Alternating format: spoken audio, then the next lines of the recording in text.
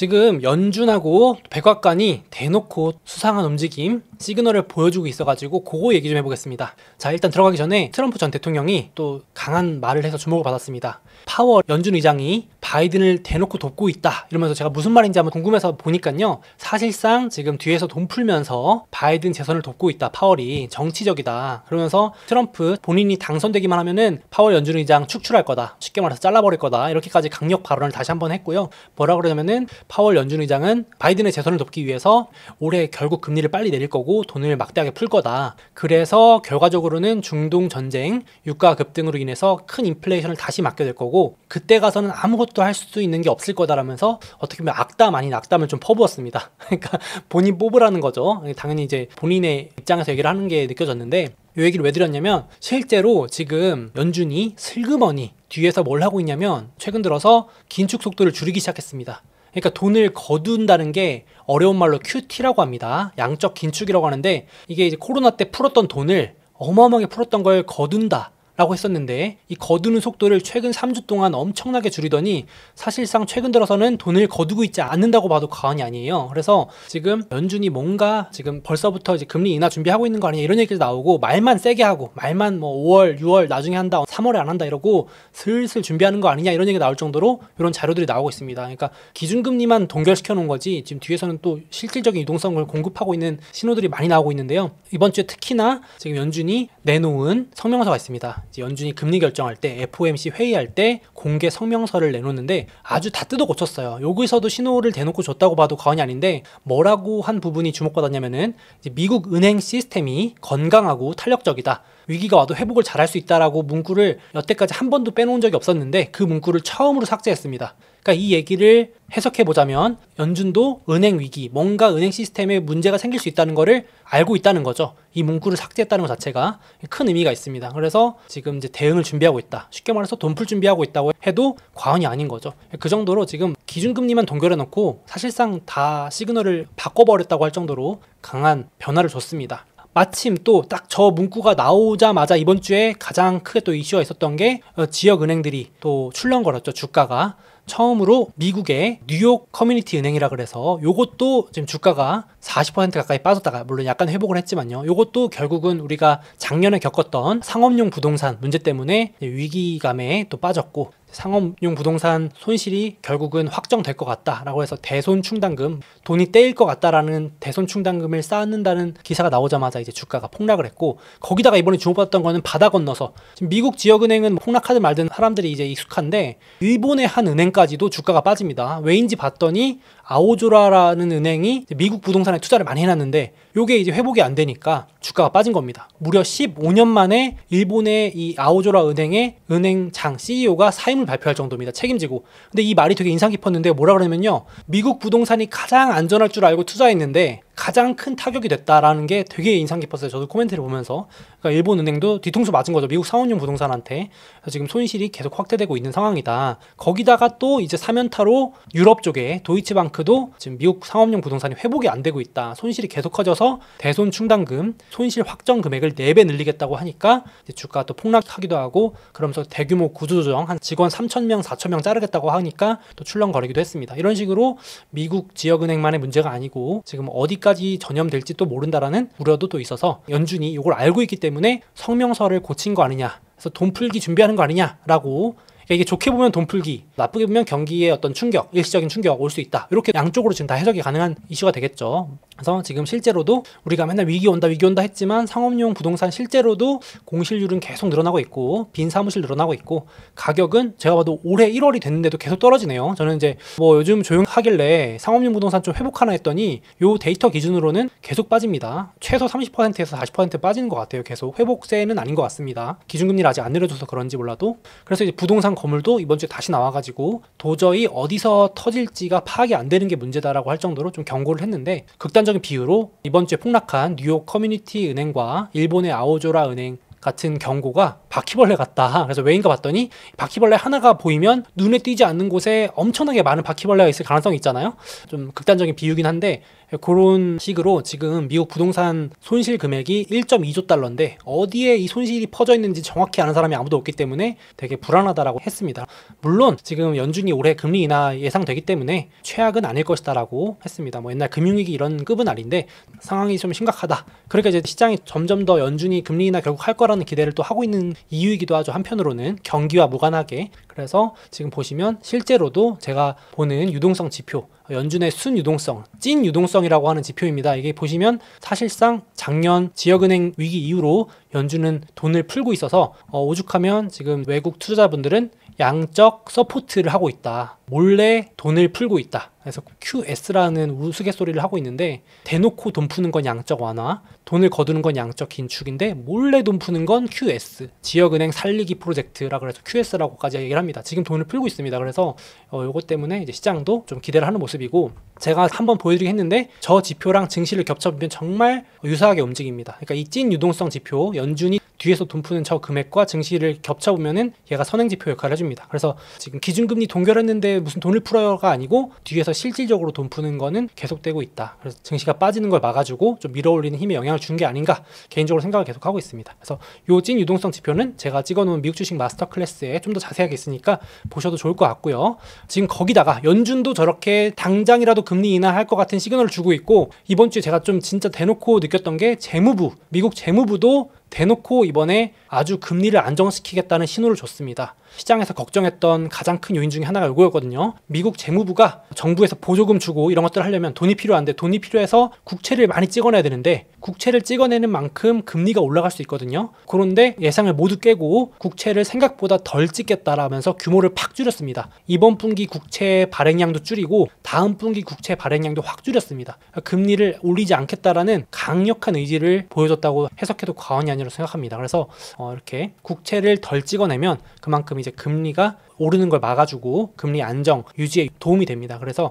재무부도 대놓고 이렇게 신호를 줬다고 좀 보여지고요. 금리 올리는 거 막겠다 그렇게 되고 그리고 또 한 가지 느꼈던 거는 지금 중동 쪽에 이번에 전쟁 일어난 이후로 처음으로 중동 쪽에서 미군이 사망을 했습니다. 그래서 뉴스 보신 분들은 중동 뭐 3차 전쟁이 나오나 뭐 중동에 미군이 본격 참전하나 이러면서 되게 무시무시한 뉴스 기사들을 헤드라인으로 접하신 분도 있을 텐데 제가 진짜 느낀 거는 바이든 대통령이 정말로 어떻게든 이 위기를 다 틀어 막으려고 하는구나라는 걸 느낀 부분이 이번 주였는데 미군이 사망해가지고 여기 지금 바이든 대통령이 애도하고 있는 모습인데 보통은 미군이 죽었다 그러면 미국은 즉각 보복하는 것이 거의 원칙일 정도로 절대 봐주지 않는 걸 원칙으로 하는 나라인데도 불구하고 보복은 하지만 확전은 안 된다. 이제 백악관의 대변인도 보복은 할 거야. 우리가 할 건데 미군을 죽였으니까 보복은 할 거지만 확전도 안 되고 사태 악화도 원하지 않는다. 거의 뭐 대변인이 이렇게 말했으니까 대놓고 지금은 전쟁을 할 때가 아니다라고 얘기를 하고 있는 거고 괜히 건드려서 미군이 질까봐 못 건드리는 게 아니고 지금 괜히 자극해가지고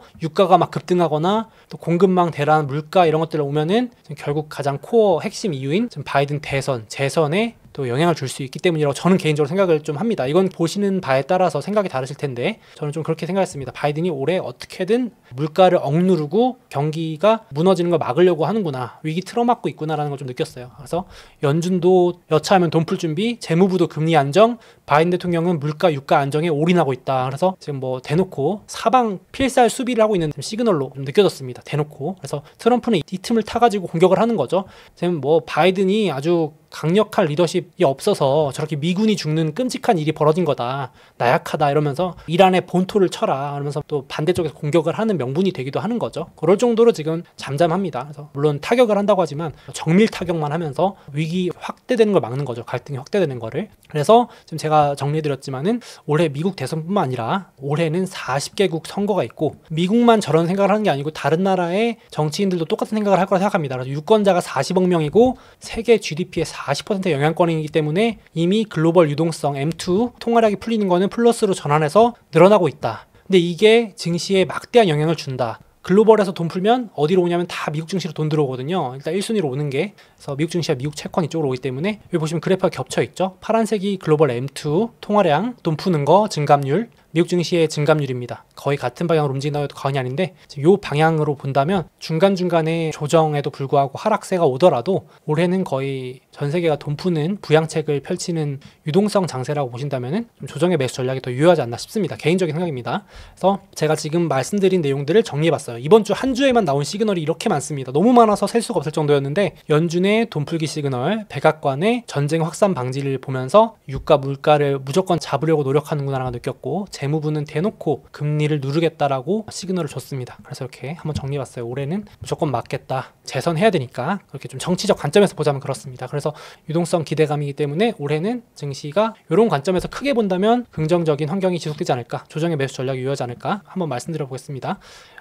이번 주는 주인공이 메타였습니다. 메타가 또 20% 급등하면서 증시 신고가를 이끌었는데요. 다음 타자는 누구일지 여기 메타가 보여준 힌트가 있어서 얘기 좀 해보겠습니다. 자, 일단은 여기 보시면 빅7 주가가 좀 혼조세를 보였어요. 실적 발표를 했고요. 그 중에서도 단연 돋보이는 건 역시 여기 메타였습니다. 주간 20.5%, 하루에 20%가 넘게 올랐었고요. 그러면서 S&P 500도 올해 7번째 신고가를 뚫고 올라가고 있습니다. 메타가 끌어올렸다고 해도 과언이 아니고요. 증시가 전반적으로 계속해서 강세를 보이고 있습니다. 지금 그래서 월가에서도 그렇고 투자자들도 이렇게 분위기가 갈리죠. AI로 당장 돈을 버는가 여부로 주가가 좀 갈리는 부분입니다. 제가 이렇게 분석을 해봤는데 일단은 지금 오르는 종목들 공통점을 보니까 AI가 실적의 숫자로 찍히는가, 그러니까 AI 기대감만 있는 회사 말고 앞으로 돈 벌 거야 말고 당장 실적 발표에 숫자로 찍히는가가 핵심이었고요. 그리고 주주 친화적인 정책을 발표한다던가 배당이나 자사주 매입 혹은 해고라든지 혁신적인 비용 절감을 했냐 여부로 주가가 갈렸습니다.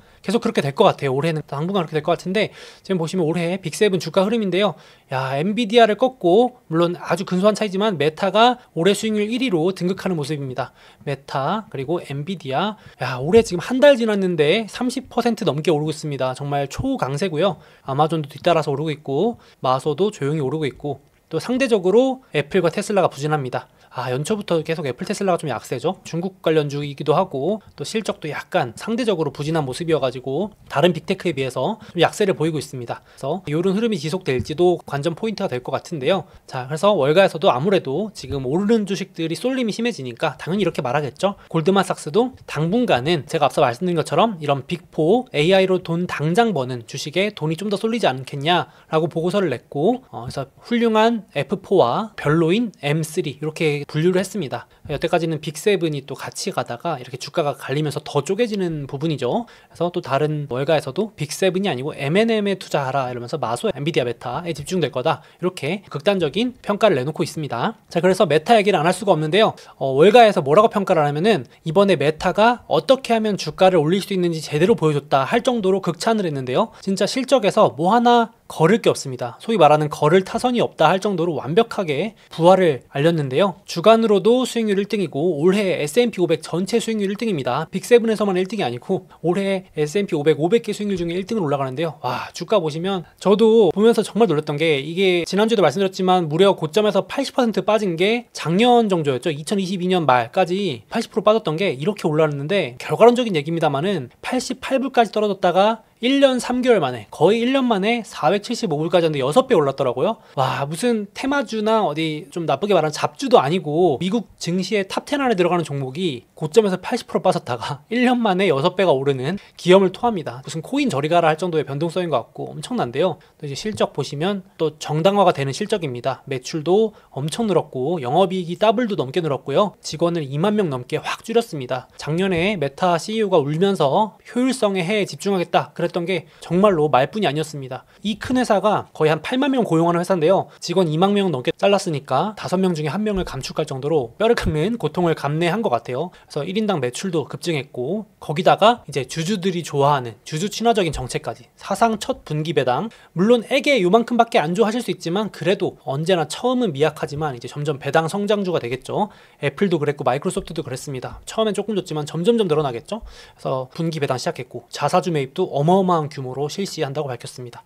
거기다가 AI, 지금 월가에서 주목하는 거 비용을 얼마나 줄였는가, 또 AI가 수익에 찍히는가였는데 AI 알고리즘이 수익에 영향을 줬다 발표하면서 지금 또 SNS 기업이잖아요. 소셜미디어 시청 시간이 무려 25% 늘었다. 야, 제가 이거 보면서 느끼는 건데 이게 중독성 있는 기업이잖아요. 결국은 인스타그램도 하실 거고 페이스북도 하실 거고 여러 가지 하실 텐데 이 소셜미디어는 중독성을 기반으로 한 회사니까 결국 우리를 조금이라도 더 이 SNS를 하게끔 만들면 돈을 버는구나 다시 한번 느꼈습니다. 또 거기다가 요즘 중국 저가형 이커머스 난리죠. 우리나라에도 침투한다 기사 많이 나오는데 테무 뭐 이런 아주 초저가형 전자상거래, 알리바바보다 요즘 더 핫하죠. 중국 이커머스 광고주가 매출에 엄청나게 기여했다면서 본업도 잘 되고 미래 먹거리도 잘 되는 데다가 비용 절감에 주주 친화 정책까지, 야 정말 종합 선물 꾸러미였습니다. 그래서 월가가 환호할 수밖에 없었던 실적 발표였다고 보시면 될 것 같아요. 제가 느끼기에는 저커버그가 완전 칼을 갈고 나온 느낌이었습니다. 이번 실적 발표는 내가 한번 주가를 그냥 있는 힘껏 끌어올려 보겠다라는 느낌이 들었었던 한 주였습니다. 그래서 방패로도 보셔도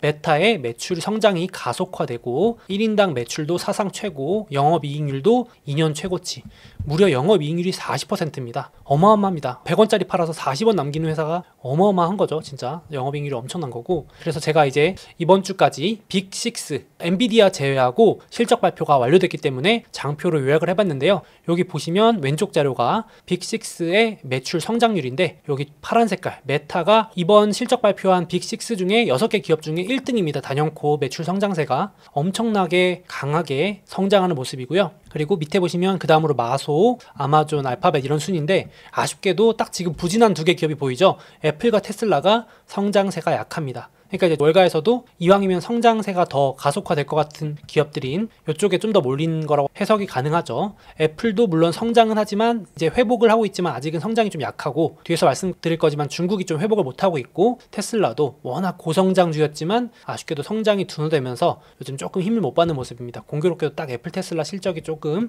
다른 빅4에 비해서 부진한 상황이고, 오른쪽 보셔도 이제 영업이익률이거든요. 마진율입니다. 얼마나 남기는가. 이게 비용 절감을 한 게 여기 효과가 나오는데 메타가 여기 보시면 영업이익률이 계속 높아지는 걸 알 수 있습니다.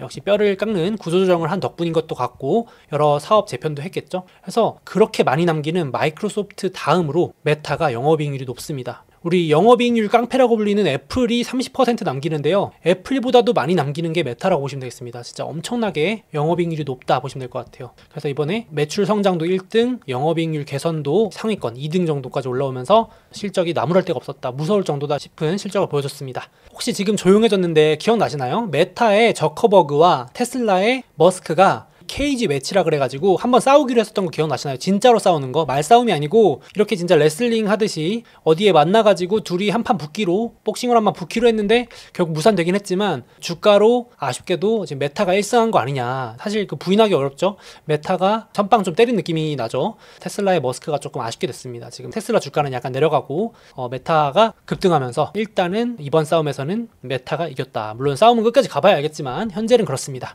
이렇게 또 비유를 하시는 분들이 있었고, 그래서 메타가 쏘아올린 배당 지급인데 제가 그래서 살펴봤는데 미국의 시가총액 1등부터 30개 기업 중에 배당을 안 주는 기업은 단 6개에 불과합니다.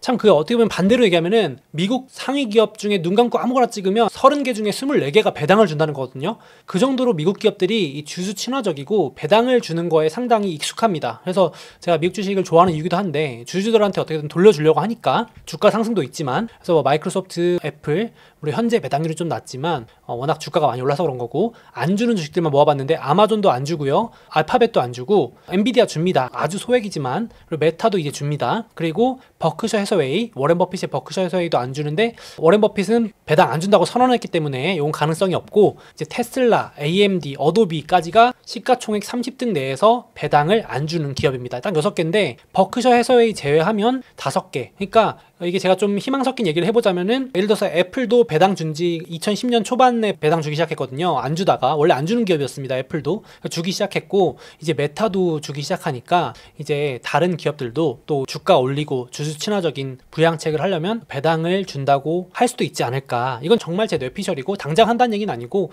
또 그런 주주 친화적인 정책을 보이는 게 또 미국 기업들이니까 주면 좋지 않을까. 만약에 아마존이나 알파벳이나 테슬라, AMD, 어도비 주주분들은 배당까지 주면 어차피 장기 투자하거나 모아가고 있는데 배당까지 주면 더 좋겠죠. 그래서 그런 기대도 한번 해봤습니다. 저도 여기서 들고 있는 기업들이 있는데 예를 들어 테슬라도 그렇고 AMD, 어도비 이런 기업들도 주면 좋겠네요. 배당을. 그래서 한번 얘기 들어봤고요. 그리고 메타 다음으로 아마존도 비슷합니다. 이제 드디어 AI 덕분에 클라우드의 성장세가 반등세로 돌아섰고요. 이게 시장이 좋아했고 아마존의 주 먹거리는 클라우드이기 때문에 데이터 센터 그리고 역대 최대 규모의 해고를 결국 했습니다. 27,000명. 물론 아마존은 100만 명 넘게 고용을 하고 있어서 절대 비중은 작지만 규모로는 2.7만 명이면 메타보다도 많은 규모 해고를 했고요. 거기다가 올해도 구조조정 계속하겠다라고 발표했습니다. 그래서 영업이익률이 높아지니까 시장이 환호했습니다. 주가가 많이 회복을 했고요. 거기다가 또 시장이 좋아하는 AI 코멘트까지 해줘야죠. 요즘은 AI 코멘트 안 하면 주가가 안 오릅니다. 진짜 그러니까 CEO나 재무 담당자가 AI 계속 할 수밖에 없고요. 아마존도 드디어 쇼핑 도우미 생성형 AI, 그러니까 챗 GPT 같은 겁니다. 쇼핑계의 챗 GPT 같은 자체 AI 루퍼스를 출시했습니다. 그래서 이제 아마존의 쇼핑 검색창에다가 내가 이거 살려는데 좀 추천 좀 해줘봐 뭐 이런 식으로 하면은 아주 똑똑한 AI 비서가 도와준다는 거죠. 그래서 이런 게 아마존 수익에 크게 기여할 거다라고 코멘트하니까 또 이것도 긍정적 기대감을 모았습니다. 확실히 이번 실적 발표는 AI 같은 기대감을 팍팍 심어주지 않으면 주가가 오르지 않는 그런 모습이었고 반대로 AI에 대한 언급이 없으면 주가가 하락하는 확실히 AI 영향도가 높은 그런 한 주였다고 보시면 되겠습니다. 그래서 아마존도 반등을 시원하게 하고 있다. 그렇게 보시면 될 것 같고 그리고 지금 이제 제가 해고 얘기 계속 들었는데 이번에 조금 눈에 띄는 게 미국 기업들 실적 발표에서 해고, 감원 언급하는 게 급증을 하고 있어요. 코로나 피크 때 이후로 다시 최고치로 올라가고 있거든요. 그래서 이게 이제 아니 이게 조용히 경기 둔화가 되는 거 아니냐 또다시 라는 우려도 있지만 또 반대쪽에서는 이제 AI 때문에 본격적으로 기업들이 사람들을 잘라내는 거다. 그러니까 이제 두 가지 다 해당도 되는 것도 같은데 이제 이쪽에 조금 더 지금 당장은 많이 무게를 두는 편이죠. 챗 GPT 같은 애들이 들어오면서 기업들이 야 이거 사람 필요 없겠는데 라면서 자르는 규모가 본격적으로 늘어나고 있다. 그래서 이게 어떻게 영향을 줄지 이 추세가 이어질지도 좀 눈여겨봐야 될 것 같습니다. 그래서 실제로 이번에 해고 관련 보고서가 나왔는데 여기 이 챌린저 잡컷이라고 하는 매달 기업들의 해고 숫자를 카운트해서 발표하는 보고서를 보시면은 해고가 줄고 있다가 올해 1월에 다시 늘고 있어요. 그래서 이게 일시적이라는 얘기도 있고 보통 1월 달에 해고나 구조조정을 많이 하기 때문에 잠깐 늘었다가 다시 줄 수도 있고 그런데 테크 기업들과 전반적으로 해고가 많이 늘었습니다. 그래서 뭐라고 하냐면은 지금 조용했던 해고 물결이 다시 미국 기업을 강타하고 있는데 약간 경기 둔화적인 부분보다는 지금 자동화 확대, 그러니까 인건비 부담되니까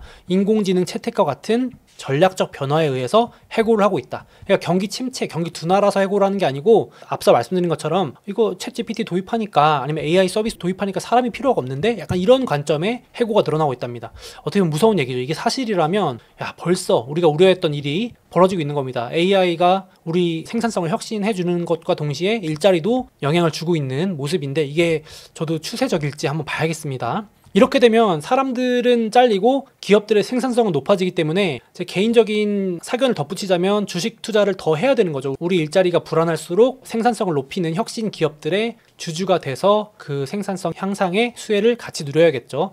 전 이걸 보면서 이거 빅테크 투자 더 해야겠다. 나스닥, S&P 500 투자 빨리 해야겠다. 이런 생각을 혼자 해봤습니다. 그리고 마소가 대표적인 거죠. 마이크로소프트의 CEO가 모든 부문에서 드디어 AI가 숫자로 찍히기 시작했다. 그래서 클라우드도 성장 가속화, 안 팔리던 PC도 성장 가속화, 윈도우 AI PC 나오니까요. 그리고 이제 소프트웨어도 가속화되기 시작했다. 야, 그러니까 이제 마소 주가도 선방하는 모습이었습니다. 야, 이 큰 회사가 성장률이 가속화된다는 게 저는 정말 놀랍습니다. 30%씩 연간 성장한다는 게 놀랍습니다. 웬만한 중소형주들도 30%씩 매년 성장하는 게 쉬운 일이 아닌데 정말 대단한 것 같고요. 마소는 정말 걱정하지 마소답게 별로 코멘트할 내용도 없이 완벽한 실적을 보여줬습니다. 그리고 알파벳도 잘했지만 알파벳도 클라우드도 선방하고 유튜브도 성장하고 기존 구글 검색도 성장했지만 이제 굳이 주가 조정 핑계를 찾자면 제가 봤을 땐 잘했는데 굳이 핑계를 찾자면 AI에 대한 구체적인 언급이 좀 부족했다라고 생각하는데 제가 봤을 때는 뭐 약간의 조정 핑계 정도인 것 같습니다. 그러니까 마이크로소프트나 앞서 보여드린 다른 기업들은 막 AI가 숫자로 찍힌다 그러고 되게 긍정적인 코멘트를 했는데 알파벳 구글은 이게 어떻게 어디에 영향을 미쳤는지 이런 코멘트가 좀 부족했다 하면서 주가가 조정을 받았다고들 많이들 분석을 하고 있는데 조정 핑계 같습니다. 걱정할 건 아닌 것 같아요. 실적으로 보셔도 별로 문제될 거 없습니다. 유튜브도 잘하고 있고 클라우드도 잘하고 있고 검색도 문제 없다. 다만 이제 AI 시장에서 조금 마이크로소프트나 경쟁사에 비해서 뒤처지는 거 아니냐는 우려가 조금은 끼는 것 같아요. 근데 같이 보시면 주가 상승합니다. 결국에는 이렇게 보시면 될 것 같고, 그리고 애플이 조금 아쉬웠죠. 아쉽게도 결국은 중국이 좀 발목을 잡아서 주가가 조금 조정을 받는 모습이었습니다. 전반적으로는 역성장을 탈출하는 모습이었는데, 여기 보시면 이게 지역별로 매출 성장률인데요. 다른 지역들은 다 플러스로 회복하고 있는 거 보이시죠? 유럽, 북미, 아태 지역 다 회복 중인데 중국이 완전 꼬꾸라졌습니다. 빨간색이 중국입니다. 중국이 애플의 매출 성장세를 완전 끌어당겼다고 보시면 될 것 같아요. 마이너스 13%로 전년 대비 성장률이 더 내려갔습니다. 그러니까 생각보다 중국 부진이 길어지고 있다. 지금 중국 주식들 되게 안 좋은 거 아시죠? 난립니다. 중국, 홍콩 쪽 주식도 난리고, 그래서 애플이 지금 중국 매출 비중이 한 20% 정도 돼요. 그래서 안 그래도 지금 중국에서 경기가 좋아야 애플도 아이폰도 잘 팔리고 할 텐데, 그런 것들이 영향을 좀 받는 것도 같습니다. 그래서 물론 애플 걱정은 연예인 걱정인 것 같고, 이런 걸로 주가 조정이 온다면 매수 찬스가 될 것 같은데, 개인적인 의견으로는 아무래도 조금 중국 경기가 회복이 빨리 안 되면 애플도 같이 조금 부진할 수도 있겠다 싶긴 해요. 그러니까 중국이 올해 부양책도 쓰고 주가도 이제 바닥 친 것 같다 하시는 분들은 애플도 조금 더 긍정적으로 보셔도 될 것 같고, 단기적으로도 중국 좀 불안한데 뭐 길게 부진할 것 같은데 올해는 재미없을 것 같은데 한다면은 이제 아무래도 애플 주가도 조금 다른 주식에 비해서 재미없을 수도 있겠다 싶긴 합니다. 뭐 애플 걱정은 할 필요는 없지만 상대적인 비교로 봤을 때요. 그래서 아마 투자자분들 조금 재미를 못 느끼시는 것 같고, 근데 이제 지금 주말간에 비전 프로 정식 출시했거든요. 근데 물론 호불호가 갈린다고 하는데 역시 이제 트렌드를 주도하는 애플답게, 그러니까 애플이 하면 뭔가 다르다라는 느낌처럼 확실히 이제 워낙 고정 팬분들도 많고 하니까 이미 일상생활에서 이렇게 비전 프로 쓰고 활용하는데, 가장 인상 깊었던 게 이제는 저보다 훨씬 어린 세대, 지금의 10대 분들은 이제 아이패드 키즈가 아니고 앞으로는 비전 프로 키즈라고 불릴 거라고 하더라고요. 또 다른 것 같아요. 그렇죠? 또 세대 차이가 벌어질 것 같아요. 저 어렸을 때는 이제 아이폰 처음 나왔을 때였고, 지금 20대 분들은 뭐 아이패드 세대였고, 지금 10대가 이제 되는 분들 아니면 곧 10대가 되실 분들은 아이패드도 재미없게 느끼고 비전 프로 세대가 되지 않을까라는 그 말이 상당히 인상 깊었는데, 이 영상 몇 개만 보시면 벌써부터 이렇게 보이시나요? 길거리에 막 하고 다니고 이렇게 가다가 멈추고 이렇게 화면에 막 뭘 보십니다. 참 이제 이런 장면이 일상이 될 것 같고, 이거는 좀 웃겼던 게 아직 현실판은 아닌데 이렇게 딥페이크 얼굴을 바꾸면 지금 남편의 얼굴을 이렇게 얼굴이 있었는데 지금 여기 유명 배우 얼굴로 바뀌었습니다. 이게 너무 웃기던데, 남편 얼굴을 유명 배우 얼굴로 바꿀 수 있습니다. 지금 비전 프로의 정식 앱은 아니고 앞으로 이렇게 되는 거 아니냐라는 얘기가 나온 거고, 그리고 지하철에서도 이미 이렇게 손동작으로 하고 있습니다. 앞으로 이제 지하철에서 핸드폰 하는 사람들을 보는 게 아니고 웬만한 사람들 다 이러고 있는 모습을 보게 되지 않을까. 아마 내년 정도면 우리나라도 지하철 타면 전부 다 저러고 있지 않을까라는 생각이 갑자기 문득 들고요. 그리고 날씨 앱이 있어서 이렇게 지금 비전 프로 쓰고 있는데 집안의 날씨도 이렇게 바꿀 수 있습니다. 야, 저는 실제로 한번 껴보고 싶네요. 오늘 나 좀 비 오는 무드를 즐기고 싶다면 비가 오게 할 수도 있고 눈이 오게도 할 수 있고, 얼마나 이게 또 진짜 리얼한지는 좀 봐야겠지만 지금 막 눈도 오게 하고 이렇게 환경 설정까지, 참 진짜 메타버스 시대가 곧 오는 것 같기도 하고요. 뭐 아직 멀었다는 분들도 많지만 이런 것들이 있고, 그리고 비전 프로 끼고 청소도 이렇게 게임처럼 하시는 분입니다. 저도 청소를 좀 귀찮아하는 편인데 이렇게 하면 청소를 좀 즐겁게 할 수 있겠다. 그리고 이건 실제로 있는 앱이라고 하는데, 미국의 부동산 앱인데 이렇게 보시면 부동산 매매하시거나 임대하실 때 직접 안 가보고도 비전 프로 끼고 있으면 딱 이렇게 이 집에 간 거 같이 리얼하게 볼 수 있다는 겁니다. 더 리얼하게. 지금은 끼켜봐야 3D인데 이제는 여기 보시면 거실, 뭐 이 집의 구조를 미리 다 찍어놨기 때문에 비전 프로로 마치 그 현장에 있는 것 같은 느낌을 받을 정도로 디테일하게, 여기 보시면 뭐 이렇게 발코니나 테라스, 거실 다 볼 수 있는 이런 것도 정말 새로운 제품이 나오니까 또 이런 새로운 사업 기회가 열리는 거 아닌가 싶습니다. 그래서 제가 너무 많아서 일부만 가져왔는데 정말 많은 후기들이 나올 것 같고, 또 이제 이 아이디어를 갖고 누군가 또 새로운 앱이 나오거나 비즈니스 모델이 나오겠죠. 또 여기서 부자가 또 많이 나올 것 같습니다. 그래서 그 트렌드 주도를 비전 프로가 하는 것 같고, 좀 길게 봤을 때 역시 또 애플은 애플이다, 저는 개인적으로 생각이 들었습니다. 그래서 애플 걱정은 연예인 걱정이다. 물론 이게 당장 실적에 막 엄청 영향을 주는 건 아니겠지만 주식이라는 게 또 기대감이 있기 때문에 주가가 또 반등하는 요인이 될 수 있고, 또 애플의 팀 쿡도 하반기에, 늦어도 하반기 안에 AI 공개하겠다라고 또 코멘트 해줬습니다. 그래서 애플은 걱정 없을 것 같다 싶고요. 그래서 지금 실적 발표가 이제 엔비디아 빼고 다 나오고 있는데 보시면 정말 싹쓸이 하고 있습니다. 이게 이 노란색 그래프가 빅7의 순이익이고요. 나머지 493개 기업의 순이익은 횡보하거나 내려가고 있습니다. 그러니까 순이익이 오히려 줄어들고 있고 다른 기업들은 힘든데 빅세븐은 초호황이라는 게 실적에서 나오고 있습니다. 주가만 오르는 게 아니고 실적에서 뒷받침이 되고 있는 상황이고 그리고 영업이익률, 마진율도 빅세븐은 막 20%대 넘어가고 있는데 그러니까 경쟁력이 있으니까요. 저렇게 기술력이 있고 경쟁력이 있으니까 막 올라가는데 나머지 493개의 마진, 영업이익률은 10%대 제자리에 가고 있습니다. 그러니까 미국 증시가 좋다 하는데 사실은 자세히 파헤쳐 보면은 빅세븐만 초호황인 그런 상황인 것 같죠. 실적을 보시더라도 좀 이런 게 좀 있습니다. 그래서 빅세븐 쏠림 현상이 계속되고 있다 보시면 될 것 같고 이렇게 한번 또 정리해드렸는데 당분간은 아무래도 이렇게 앞서 보여드린 것처럼 AI로 당장 돈 벌거나 뭔가 비용 절감을 극단적으로 하거나 그래서 마진이 높아지는 그런 기업들 위주로 좀 쏠림이 지속될 가능성이 있겠습니다. 그래서 앞서 말씀드린 것처럼 애플 테슬라가 조금 약세이고요. 애플 테슬라 쪽이 조금 부진한 상황이고 그렇다고 뭐 계속 빠진다 이런 것보다는 상대적으로 이렇게 앞서 말드린 마이크로소프트나 엔비디아, 메타, 아마존 이쪽 AI나 실적이 숫자로 찍힌 그런 쪽들의 주식들이 좀 더 주목받을 가능성이 있지 않을까 싶습니다. 근데 뭐 이런 단기적인 관점보다는 믿음이 있는 주식을 중장기로 모아가는 게 좋겠죠. 이렇게 유행 따라다니는 것보다 그죠? 저는 그렇게 생각합니다. 단기 트레이딩 할 거 아닌 이상은 이거 잘 모르겠다 하시면 역시 나스닥이나 S&P 500 모아가는 게 최고고요. 이렇게 보시면 되겠습니다. 자, 그래서 오늘 소개해드린 빅테크 실적들이 벌써 5개, 6개 나왔는데 제가 양질의 리포트 위주로 카페에 올려두겠습니다. 한글로 돼 있는 리포트입니다. 네이버 카페 소목 라운지로 놀러 오시면 될 것 같아요. 댓글에 링크 달아두겠습니다. 자, 그래서 돌아오는 주는 캘린더 보시면 주요 기업들 실적은 다 끝났고요. 엔비디아는 아직 조금 2월 중순 말에 발표하기 때문에 다시 알려드릴 거고 여기 넣어놨습니다. 그래서 일단 굵직한 기업들은 끝났기 때문에 다음 주는 다른 기업들의 실적 발표가 이어질 테니까 이 캘린더 보시면서 참고해 주시면 될 것 같아요. 자, 다음으로 1년에 한 번씩 혁신 기업에 관련된 보고서가 나옵니다. 오늘 같이 보고서 읽는 시간을 좀 가져보겠습니다. 워낙 좋은 자료들이 많아가지고 구독자분들께도 강추드리고 제가 이거는 카페에 올려둘 건데 아마 못 읽으실 거예요. 시간이 부족하셔가지고 바쁘시기 때문에 제가 대신 읽어드린다 생각하시면 될 것 같고 그래서 매년 혁신 기업의 대표 회사이자 자산운용사인 아크라는 곳에서 빅 아이디어스라는 이름으로 매년 1월 말마다 보고서를 내놓습니다. 물론 제가 미리 말씀드리지만 이 전망이 다소 과장된 부분이 있을 수 있습니다. 워낙 낙관론자고 그러니까 성장주의 끝판왕이라고 보시면 돼요. 그냥 무한 긍정론자 중에 한 분이라고 보셔도 될 정도로 엄청나게 이 혁신 기업에 대한 믿음이 강하신 분이기 때문에 이 보고서를 읽다 보면 왠지 성장주 몰빵해야 될 것 같고 이 보고서를 다 덮고 느낀 점이 큰일 났다. 빨리 성장주 안 사면 나 되게 위험할 것 같다라는 생각이 들 정도로 무시무시한 전망을 내놓는 곳입니다. 그래서 요거 주의사항을 말씀드리고 이번 결론은 AI 덕분에 혁신 기업의 주가, 가치 상승이 더 빨라질 것 같다 라면서 우리에게 상당히 조바심을 내게 만드는 코멘트들을 잔뜩 써놨습니다. 그래서 가장 인상 깊고 구독자분들이 같이 보셨으면 좋겠는 장표들만 먼저 보여드릴게요. 그림이 막 어려워 보이지만 천천히 한번 보시면 자, 일단은 AI 덕분에 증시 판도도 완전히 바뀌고 증시 상승도 더 가팔라질 거라는 얘기입니다. 그러니까 미국 주식 투자하시는 분들한테는 완전 좋은 얘기인데요. 왼쪽 보시면 2023년 전체 미국 증시에서 혁신 기업이 차지하는 비중은 16%에 불과한데 이게 불과 2030년 생각해보시면 되게 먼 것 같은데 이제 7년밖에 안 남았습니다. 지금 2024년이거든요 벌써.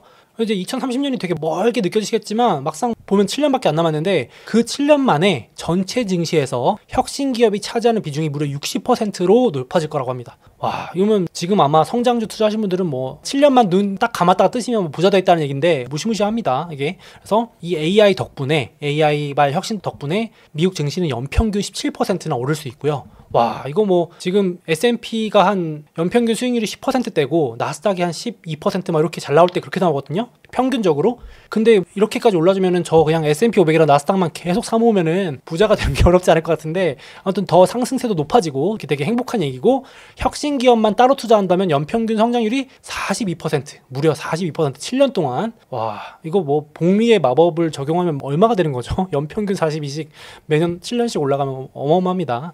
베스트 시나리오라는 거, 베스트 오브 베스트 시나리오라는 거 염두에 두시고 감안해 주세요. 그래서 AI라든지 에너지 혁신, 블록체인, 로보틱스, 바이오 이런 쪽이 있는데 이제 오늘은 블록체인이나 바이오 쪽은 빼고 주식 투자와 관련된 부분 위주로 좀 소개를 해드려 볼게요. 그래서 지금 또 인상 깊었던 게 챗 GPT가 나왔고 AI가 이제 본격적으로 현실에 다가오고 있는데 이 보고서에서 가장 인상 깊었던 장표가 요거거든요. 그러니까 인간의 예측이 계속 틀린대요. 우리가 예측하는 속도보다 AI의 발전 속도가 하루가 지나게 빨라지기 때문에 인간이 계속 틀리는데 우리가 소위 말하는 인간 수준의 인간을 뛰어넘는 그 AI가 나오는데 걸리는 시간이 이제 엄청나게 단축되고 있다는 자료입니다. 챗GPT 같은 게 나오기 전에는 AI 얘기하면 되게 아유 그거 뭐 뜬금없는 소리 하고 있네 하실 수 있는데 맞습니다. 그러니까 불과 챗GPT 등장 전에는 인간 수준의 AI가 언제 나올까 물어보면 80년 정도 걸릴 거라 생각했대요. 그러니까 2100년쯤 나올까? 그러니까 거의 뭐 안 된다고 본 거죠. 근데 이제 챗 GPT 등장하고 나서는 그 숫자가 18년으로 줄어듭니다. 와, 이거 보니까 진짜 한 2030년쯤에는 이제 인간 수준의 AI가 나올 수도 있겠다 했는데 이제 GPT-4 나오니까 야, 큰일 났다. 이거 8년이면 나오겠다. 이렇게까지 빨라지는 겁니다. 그래서 지금 현재 예측대로면 늦어도 2030년인데 아크에서는 뭐라 그러냐면은 인간의 예측이 계속 틀리기 때문에 AI가 더 빨리 진화하기 때문에 지금 아크의 예상으로는 2026년 만에 와, 지금으로부터 2년 뒤에 인간 수준의 AI가 나온다는 겁니다. 정말 파격적인 예측이죠. 전망이죠. 그러니까 이렇게 된다면 거의 인간 수준의 AI가 나오면서 이 혁신 기업의 성장 속도는 더 빨라진다는 게 아크의 주장입니다. 야, 과연 될까요? 근데 인간 예측보다 빨라지고 있는 건 사실이니까 또 이제는 또 허투루 듣기도 그렇습니다. 저도 보면서 안 되는 것도 아닐 수도 있겠다. 챗 GPT 보면서 정말 무서웠거든요. 이 AI 지금 장난 아니잖아요. 그래서 지금 AI가 차원이 다른 전방이 영향을 줄 거다. 이미 영향을 주고 있는데 과거에 증기기관이 발명됐을 때 영향, 철도가 나왔을 때 영향, 내연기관차나 전기가 발명됐을 때 준 영향, PC, 인터넷보다도 이제 AI가 준 영향이 여기 보시면 파격적으로 많죠. 전방위로 우리 생활을 완전 송두리째 바꿀 거라는 전망입니다. 그래서 뭐 로봇이나 자율주행 이런 게 다 된다는 거니까요. 이제 바이오, 블록체인 전방위 산업을 가리지 않고 영향을 주겠죠. 그래서 구체적인 예시를 드러났는데 인상 깊었던 것들 위주로 가져왔어요. 일단 우리 가장 익숙한 거는 이제 마이크로소프트의 AI 코파일럿 덕분에 벌써 사무직들의 업무 생산성이 2배 이상 높아졌다는 겁니다. 그리고 챗GPT 같은 생성형 AI를 활용했을 때 속도가 1.25배 높아지고 퀄리티, 이 업무의 질도 1.43배 높아졌대요. 저는 진짜 공감이 됩니다. 저는 챗GPT 쓰거든요. 제가 업무할 때도 그렇고 제가 어떤 정보를 찾을 때나 정리할 때 챗GPT 쓰는데 제 생산성도 진짜 2배 높아졌고 속도나 퀄리티 측면에서 높아진 걸 제가 느낍니다. 그래서 저는 이거 정말 맞다고 느껴지고 앞으로 더 높아지지 않을까 하는 생각이 들고요. 이건 기본이고 다양한 분야 있죠. 신약 개발하는데 이제 챗GPT 같은 애들이 신약 개발하는 데 들어가니까 신약 개발 비용이 반토막 나고요. 야, 이런 건 진짜 혁신이죠. 그리고 임상, 그러니까 어떤 우리 예를 들어서 코로나 같은 엄청 치명적인 전염병이 또 나올 수도 있는데 이제 거기에 대응해서 개발하는 비용도 줄어들고 임상 실험이 성공할 확률이 2배 이상 높아진다고 합니다. 지금 당장 벌써 그렇게 성과가 나오고 있고 신차 개발 기간도 줄어든대요. 지금 보통 신차 이제 개발하는데 3, 4년 걸리는데 이제 이런 인간 수준의 AI가 나오면은 보통 1, 2년마다 신차가 하나씩 나올 수 있는 정도로 빨라진답니다. 3D 프린팅 기술도 개발되면서 야, 개발 기간이 줄어들면 당연히 비용도 대폭 감소되겠고 이런 게 얼마나 그 우리 생산성을 높이고 혁신적인 변화를 가져올지 또 한번 같이 생각해 보면 좋을 것 같아요. 저도 보면서 야, 무섭다 이런 생각이 들 정도였고 파격적이죠, 예측이. 그리고 대표적으로 이제 아크가 제일 중요시하는 게 이거죠. AI 덕분에 완전히 새로운 시장인 자율주행 서비스 시장이 더 빨리 올 것 같다. 전망을 앞당긴다라고 한 겁니다. 그래서 AI 덕분에 지금 이제 비용 절감이 되기 때문에 극단적으로 테슬라에 카메라 9대, 단 9대만 설치하면 거의 완벽한 자율주행이 될 정도로 이제 곧 다가오기 때문에 로보택시가 될 수 있고 거기다가 지금 이제 전기차 배터리도 결과적으로는 비용이 쭉쭉쭉 줄어들 거기 때문에 전기차 비용 싸지고 AI 기술 합쳐져서 이 두 개가 더해져서 세상에 없던 자율주행 로보택시 서비스가 나온다. 이게 점점 더 전망이 앞당겨지고 있다라고 되게 긍정적인 코멘트 한 겁니다. 아마 테슬라 주주분들은 요거 기다리고 있는 거겠죠. 자율주행 시대가 오기를, 로보택시 시대가 오기를. 그래서 지금 이제 로보택시가 본격적으로 열리면 이렇게 과거에 자동차를 소유하거나 이동했을 때 비용에 비해서 혁신적으로 줄어들다. 이렇게 보시는 겁니다. 지금 자동차를 소유했을 때나 이용했을 때 비용의 3분의 1도 안 되는 겁니다. 이제 로보택시 시대가 오면은 이렇게 정말 올지. 이게 아직은 체감이 잘 안 되죠. 이게 전망이 너무 파격적이다 보니까 야, 너무 좀 뜬금없는 소리다라고 하실 수도 있을 것 같아요. 저도 보면서 와, 이게 맞을까 생각이 들었고 몇 년 안 남았는데 2030년이면 그래서 전기차 가격이 이제 기존 내연차 기관과 거의 비슷한 수준까지 지금 전기차 비싸서 못 사시는 분들도 많잖아요. 안 산다 하는 분들 많잖아요. 그게 이제 몇 년 내로 1, 2년 내로 거의 비슷한 수준까지 도달할 거기 때문에 가격 차이가 줄어들수록 전기차의 성장세는 폭발적으로 늘어난다는 그래프입니다. 무시무시하게 늘어난다. 그게 이제 향후 몇 년 내에 이미 벌어질 일이다라고 예측을 하고 있고 그러니까 아크는 지금 테슬라가 빠지는데 주식을 계속 사고 있다라고 봐도 과언이 아닌 것 같아요. 엄청나게 테슬라의 미래에 긍정적인 배팅 베팅을 하고 있는 기관이라고 보시면 되겠습니다. 이렇게 전망을 하니까 당연히 그렇겠죠. 그래서 어느 정도냐면은 기존 자동차 회사들이 다 몰락할 거라고까지 이번 보고서에 썼어요. 죽음의 소용돌이에 빠질 거다라고 해서 뭔가 봤더니 이제 전기차 가격이 급락하면서 전기차 시장 점유율이 높아지면서 특이점이 온다. 기존 내연 자동차들의 가치가 급락할 거래요. 그래서 대규모 혼란이 올 수도 있다. 지금 기존 자동차들 담보로 대출받는 오토론 이런 것들의 규모가 작지 않은데 이런 것들 담보 가치, 쉽게 말하면 부동산 담보 대출을 받아놨는데 부동산의 가치가 빠지면 난리가 나듯이 자동차 담보 대출 시장이 있는데 자동차 가치가 폭락하면서 내연기관 차들의 가치가 훅 떨어지면서 난리가 날 거다라는 얘기까지 하는 겁니다. 지금 전기차는 엄청 좋게 보는데 내연기관차의 시장에 되게 부정적인 뷰를 느낄 수 있는 장표였습니다. 향후 10년 안에 이런 혼란이 올 수 있다라고까지 얘기하고 내연기관차들의 몰락과 대규모 M&A와 합병이 일어날 거라는 전망까지 담았습니다. 엄청 파격적이죠. 그건 예외를 하고 나더라도 지금 자율주행 시장이 오면서 이제 인간이 모는 트럭이 아니라 자율주행 전기 트럭이 오면 물류 비용이 반토막 나고, 그리고 지금 사람이 배달하는데 사람이 배달하는 게 아니라 로봇이 배송하면 인건비 83% 감소. 야, 지금 제가 봐도 몇 년 뒤면은 이제 저도 뭐 배달의 민족이나 쿠팡이츠 이런 거 이용하는데 사람이 배달해 주잖아요. 이제 진짜 몇 년 있으면은 뭐 벌써 로봇이나 이런 거 실험 배송하고 있잖아요. 진짜 로봇 배송하면 인건비 완전 줄어드는 거고, 곧 더 나아가면 드론이 막 하늘 날아다니면서 배송해주면은 94% 줄어든다고 합니다. 그러니까 완전 시장이 바뀌는 거죠. 이게 다 2030년 전까지 이루어진다고 하는데, 와, 정말 파격적으로 앞당겨질지 궁금합니다. 비용 절감으로 인해서 생산성 엄청 높아지겠죠. 이런 거 생각하면 기업에 주식 투자를 해놔야겠다는 생각이 막 듭니다.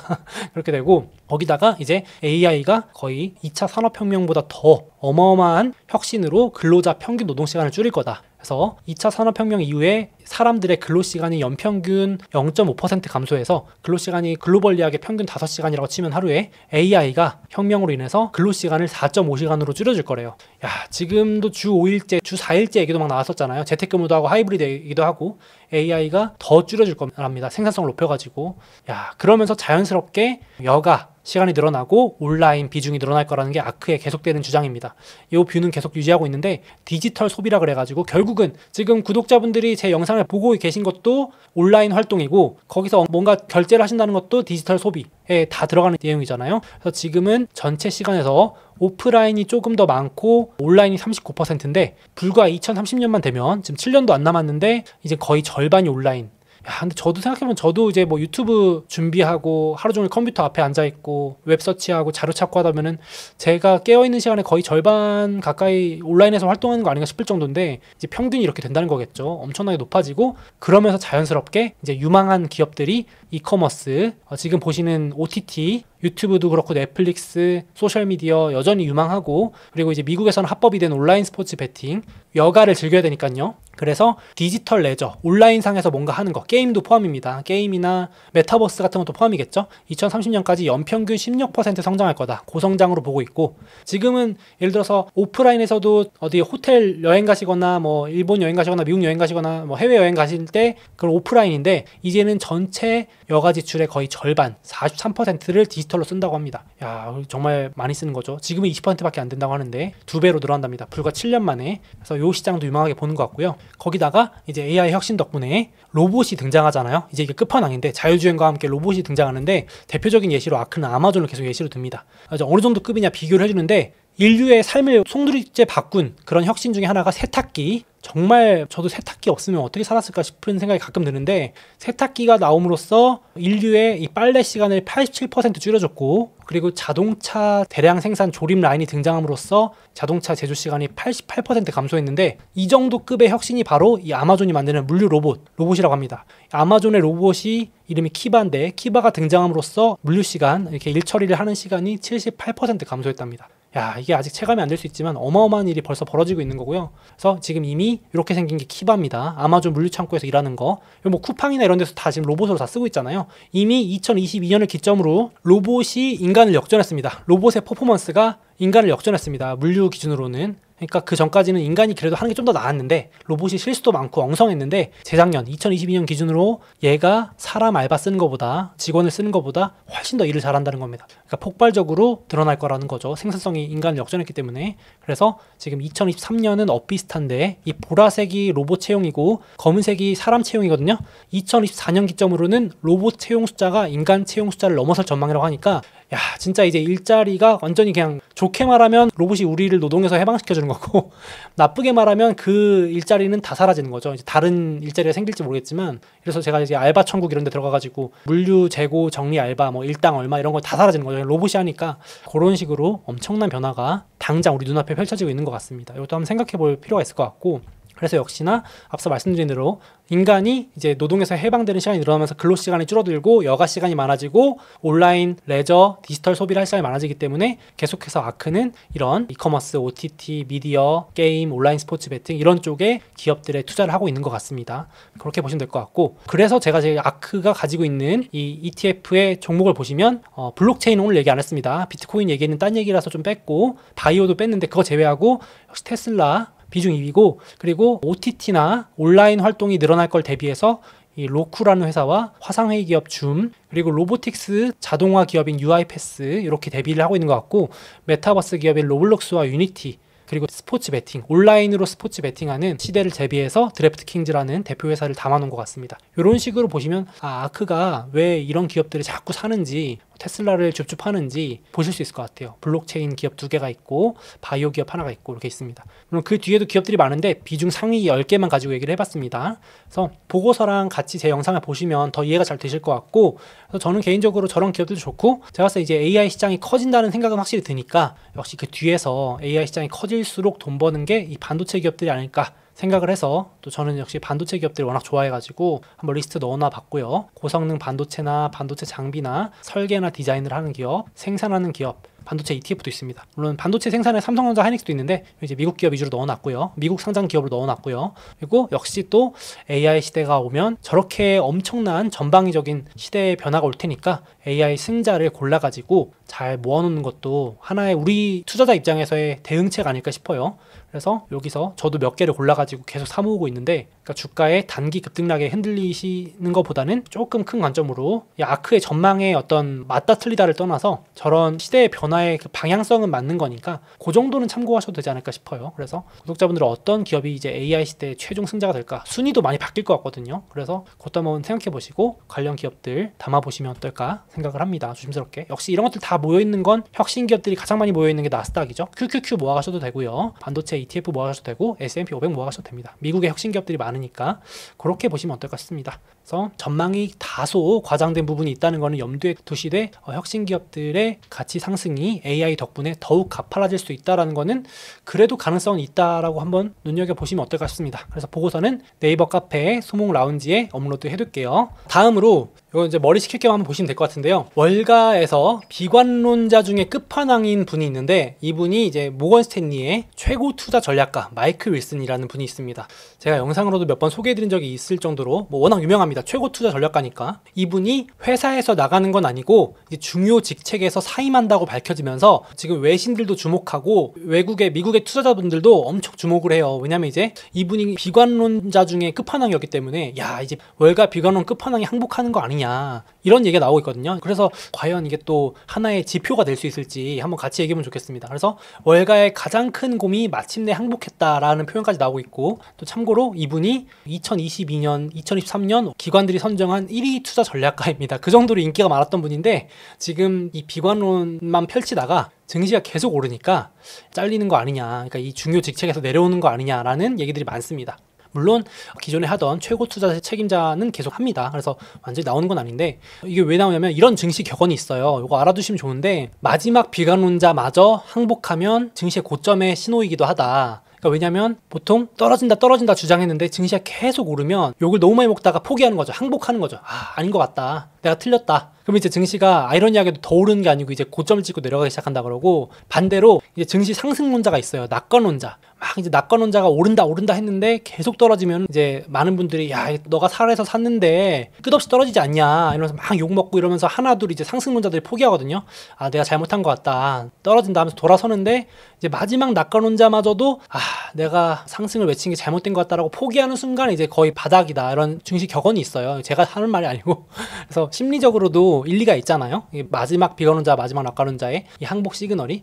근데 지금 이분이 이제 그 정도로 인지도가 있고 영향력이 있다 보니까 그런 것 같은데 이분이 2022년 여기 미국 증시 4년 차트인데 2022년에도 하락한다 그래서 또 인기를 얻었었는데 문제는 이분이 계속 하락한다 그러는 거예요. 2023년에도 하락한다 그랬는데 증시가 오르고 올해 초에도 계속 떨어진다 그랬는데 계속 오르니까 올해만 증시 7번째 신고가를 뚫으니까 결국은 고객분들한테 많이 욕먹고 항복하는 거 아니냐 이런 우스갯소리까지 나옵니다. 내부 사정은 모르지만 이게 왜 지금 말씀드리냐면은 1999년에도 똑같은 일이 있었습니다. 그래서 제가 잠깐 소개해드리려고 하는데 그 당시에 엄청나게 컸던 메릴 린치라고 하는 기관의 최고 투자 책임자, 지금의 마이클 윌슨 같은 찰스 클러프라는 분이 있는데 이분이 월가의 최고 투자 책임자이면서도 계속 주식의 비관론을 펼친 거예요. 보시면 미국 최대 중개회사 메릴 린치의 최고 투자 전략가인 클러프 씨는 최근 3년간 그러니까 1997년부터 1999년까지 주식의 부정적인 입장을 견지했으며 대신 투자자들한테 포트폴리오의 채권 비중을 더 높일 것을 권고했다. 지금 비슷하죠. 마이클 윌슨도 주식 줄이고 채권 사라, 현금 들고 있어라 약간 이렇게 얘기했거든요. 계속. 근데 이제 그 당시에도 계속 주식이 오릅니다. 주식시장이 계속해서 신고가를 뚫으니까 고객들의 불만을 불러일으켰습니다. 이제 메릴 린치라는 그 월가에 돈 내고 맡기는 고객들이 야, 너 뭐냐 지금 증시가 맨날 오르는데 무슨 채권을 사냐 이제 이런 불만들이 막 쏟아져 나오는 거죠. 극단적으로 3년 동안 내내 하락한다 그랬으니까. 그래서 이제 연말에 사임하고 이사 가서 가족과 조용히 시간을 보내고 싶다 하면서 이제 은퇴를 하신 분인데 이분 입장에서는 야 분명히 버블인데 이상하다 이러면서 계속 그랬던 거죠. 최고 투자 책임자일 정도면은 증시를 볼 줄 모르시는 분도 아닐 텐데 그죠? 근데 이제 그분이 이 그래프를 가져왔어요. 2000년대 그 당시에 나스닥 지수인데 이분이 여기 보시면 97년부터 99년까지 증시가 계속 오르는데도 버블이다, 고평가다. 그래서 주식 팔고 채권 사라 그랬는데 계속 오르잖아요. 근데 계속 급등하니까 결국은 고객분들이 이제 분노가 폭발한 거죠. 저 사람 뭐냐 이러면서 저 사람 때문에 돈 못 벌었다 이러니까 이제 결국은 99년 8월에 사임을 발표합니다. 근데 아이러니하게도 그때 이분이 사임 발표하고도 이 각도 보이시나요? 7개월 동안 2배가 오릅니다. 7개월 동안 2배. 증시가 2배. 7개월 만에 10% 상승이 아니고 불꽃 파티죠. 불꽃 파티. 그러니까 이분이 얼마나 조롱받았을까요? 막 이렇게 비관론자로서 하고 이제 진짜 대고점을 찍은 게 00년 3월, 2000년 3월입니다. 그러니까 이분이 사임 발표하고 7개월 있다가 진짜 정점을 찍었는데 지나고 나서 보면 이분이 너무 빨리 비관론을 외쳤나 싶을 정도로 참 증시라는 게 고점을 정확히 맞춘다는 게 얼마나 어려운 일인지를 보여주는 거기도 한데요. 결과적으로는 이분이 버블이라고 얘기했던 부분보다도 더 빠졌습니다. 80% 빠졌으니까. 이때부터 이제 2000년대부터 2002년 10월까지 무려 3년을 증시가 빠졌으니까 그런데 결국은 이제 항복하고도 주가가 더 올랐어요. 그래서 지금 많은 분들이 야 마이클 윌슨이 지금 여기서 항복한다 그랬으니까 이제 버블 시작 아니냐 그러니까 이제 급등 조짐 아니냐 이제 버블이 이제 시작되는 거 아니냐 마지막 화려한 불꽃 뭐 이런 거 아니냐 이렇게까지 우스갯소리가 나올 정도라서 저도 한번 궁금해가지고 가져와 봤습니다. 물론 지금 나스닥이 그 정도 이렇게 뭐 닷컴 버블 같은 버블은 아니지만 인간의 본성은 또 반복되니까 역사는 또 비슷한 형태로 반복되니까 궁금해서 한번 기록창에서 가져와 봤고요. 99년에 이런 일이 있었다. 거기다가 지금 부정적이거나 중립적이던 기관들이 다 항복하고 돌아서고 있어요. 그 시그널이 있는데 블랙락이라고 하는 세계 최대 자산운용사도 이번 주에 처음으로 긍정으로 돌아섰습니다. 항복 선언했는데 이 블랙락이 대표적으로 채권사라던 기관이에요. 주식 사지 마라. 작년부터 계속 주식 사지 말고 고금리 오래 간다. 인플레가 오래 간다. 금리 안 내린다. 이래서 아마 들어보신 분도 있을 거예요. 블랙락의 CEO 레리 핑크도 그렇고 이분이 이제 최고 투자 책임자인데 이분이 계속 주식 사지 마라, 채권 사라 이렇게 해서 했는데 이번 주에 미국 증시가 7번 신고가를 뚫으니까 이제 드디어 주식을 사라 이러면서 뷰를 바꿨습니다. 그래서 물가가 잡히는 것 같고 금리도 인하할 것 같다. 우리가 틀렸다. 미국 주식 랠리가 앞으로 6개월 이상 지속될 것 같고 미국 주식 비중을 최우선순위로 올린다.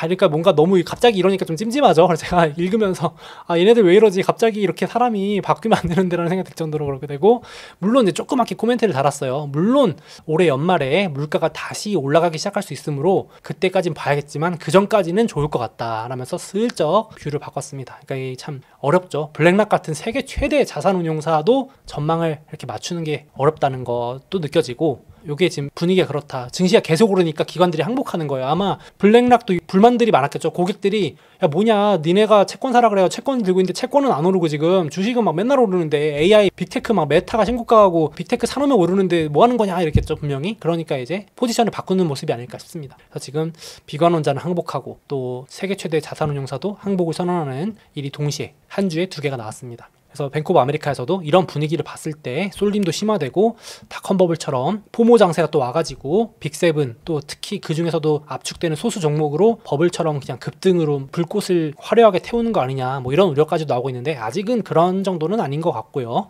그 정도로 실적 거품이 있고 그런 건 아닌 것 같은데 또 이런 우려도 나오고 있다 보시면 될 것 같고요. 그래서 지금 리포트 또 소개해드릴 게 있는데 2월달 됐으니까 2월 전망 리포트에서 괜찮은 거 가져왔거든요. 한국의 삼성증권은 좀 약간 걱정되는 말을 합니다. 지금 증시는 오르는데 빅테크 빼고는 다 빠진다. 그래서 조금 하반기로 갈수록 조심하는 게 좋겠다. 랠리 후반의 특징일 수 있으니까 유의하자라고 밝혔습니다. 지금 떨어진다는 건 아닌데 과열 심리가 지속되고 있기 때문에 조금 더 갈 수는 있으나 아무래도 좀 쏠림 현상이 심해지는 건 좋은 현상은 아니다. 빅7에서 이젠 빅4만 상승하고 있어서 S&P 500 중에 S&P 496이 부진한 장세다. 요거는 과거 통계상으로 봤을 때는 좋은 신호는 아니다 라는 리포트도 있어서 가져왔습니다. 뭐 그렇게 느끼시는 분들도 있을 것 같고 저도 이게 좀 골고루 올라주는 게 좋긴 한데 500개 중에 4개만 오르는 장세 이런 거는 건강한 장세는 아니긴 하죠. 그래서 이 리포트도 읽어보시면 좋을 것 같고 또 반대로 신한투자증권은 원래 증시가 뭐 생각하는 대로 가면 다 돈 벌지 증시가 딱딱 이래야 된다는 대로 움직이면 뭐 답이 있는 거면 아무나 돈 벌지 누구나 돈 벌지라고 얘기하면서 지금 과열인 거 맞는데 더 오래 갈 것 같다라면서 상당히 낙관적인 뷰를 보였습니다. 지금 달리는 말이 더 간다. 빅테크 쏠림 계속 될 것 같고 오르는 놈이 더 오르는 그런 장세가 올해 내내 유지될 것 같다라는 2월 전망을 내놓았습니다. 이것도 한번 읽어보시면 좋을 것 같아요. 그래서 두 개 균형감 있게 보시면 좋을 것 같습니다. 그래서 제가 보는 지표로서도 지금 광기 막 진짜 미쳤다 와 증시 미쳤다 이 정도는 아니고 계속 오르긴 하는데 실적에 기반한 상승이니까 제가 봤을 때 제 기준에 소몽의 역발상 판도기를 돌려봤을 때는 과열 정도인데 광기까지는 아니다. 그래서 지금 변동성이나 신용 위기가 커질 거라는 신호는 감지되고 있지는 않습니다. 제가 영상을 찍는 시점까지는. 그래서 아직은 걱정할 거는 없다라는 신호가 나와서 이렇게 참고하시라고 말씀드릴게요. 이 판도기 자세한 거는 미국 주식 마스터 클래스에서 자세히 소개해드렸으니까 참고해 주시면 될 것 같습니다. 자, 그래서 지금 보면은 막 이렇게 다 갑자기 비관론자도 항복하고 기관들도 하나둘 갑자기 주식 사지 말라 그랬다가 사라 그러니까 모두가 또 한 목소리로 상승을 외칠 때는 조금 또 찜찜하긴 한데 혹시 우리가 앞서 보셨지만 타이밍 맞추는 거는 저 날고기는 전문가들도 어려우니까 좋은 주식이나 시장 지수 여기서 보셔가지고 분할 매수하시는 게 제일 좋은 것 같습니다. 좋은 주식에 한해서 혹은 시장 지수에 한해서겠죠. 모두가 다 같이 하락한다 그럴 때는 오히려 또 이제 반대로 생각해 볼 필요가 있는데 모두가 또 막 어딜 봐도 무조건 증시가 오른다고 할 때는 또 곰곰하게 생각해 볼 필요도 있는 것 같아요. 저도 그래서 한번 생각해 볼 기회가 있어서 말씀을 드려봤습니다. 그래서 오늘 마지막 비관론자들이 이렇게 조금 항복을 한 것 같아가지고 기록 차원에서 남겨두겠습니다. 또 나중에 한번 볼게요. 저도. 자, 다음으로 주식 투자를 하면서 나도 모르게 감정적으로 투자 판단을 해서 후회했던 경험 꽤 많으실 텐데요. 예를 들어서 주식이 막 오르면 더 오를 것 같아서 급하게 올라타면 하필 그때가 또 단기 고점이라 후회를 하게 되고 또 막상 증시가 떨어지면 더 떨어질 것 같아서 겁내다 보면 또 어느새 반등하고 있어서 기회를 놓치게 되고 저 역시도 이런 식으로 감정적인 투자 판단을 하지 않기 위해서 최대한 객관적인 지표를 참고하면서 투자 판단을 하는 편인데요. 그래서 만든 게 이 오른쪽 보시는 투자 판도기입니다. 말 그대로 지금 투자를 하기에 적절한 시기인지 스스로 판단할 수 있는 도구를 만든 건데요. 제가 2024년을 맞아서 새롭게 런칭한 미국 주식 마스터 클래스 수강생분들께 여기 보이는 주가 판도기, 차트 판도기, 역발상 판도기 총 3가지 투자 판도기를 제공해 드릴 예정입니다. 총 22개의 강의를 수강하고 나시면 객관적인 데이터, 지표에 기반한 투자 판단하실 수 있는 역량을 갖추게 되실 겁니다. 유행을 타거나 일회성으로 써먹을 수 있는 방법이 아니라 앞으로 평생 계속 활용하실 수 있는 실전 노하우들 위주로만 아낌없이 담았으니까 관심 있으신 구독자분들께서는 댓글 더보기란에 링크 참고해주시면 감사하겠습니다.